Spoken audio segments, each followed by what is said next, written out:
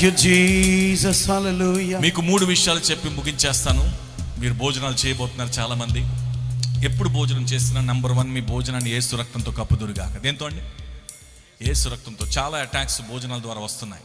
ఎవరితో మీరు కూర్చున్నారో, ఏది తింటున్నారో చాలా జాగ్రత్తగా చూసుకుందురుగాక.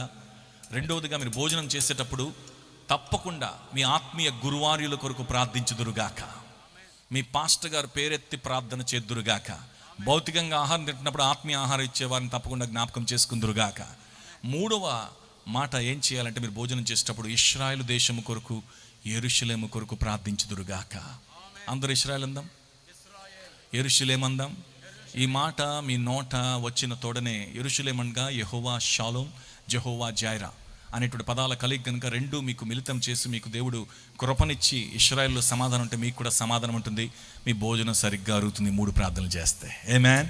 దేవుడు మిమ్మల్ని దీవించునుగాక. అట్టి 3 ప్రార్థనలు చేసి ప్రతి భోజనం చేయండి. ప్రపంచమంతటా పర్యటించినప్పుడు ఈ యొక్క ప్రార్థనలు నేర్పించినప్పుడు అనేక మంది చెప్పినటువంటి సాక్ష్యం ఏదంటే, మాకు భోజనం బాగా అరుగుతుందండి, మేము జర సన్నగైపోయామని అన్నారు. దేవునికి స్తోత్రం. ఈ 3 ప్రార్థనలు ఆత్మీయ ప్రార్థనలు కనుక దీని ద్వారా మీరు, మీ కుటుంబాలు, మీ సేవలు, పరిచయలు కూడా దీవించబడుదునుగాక.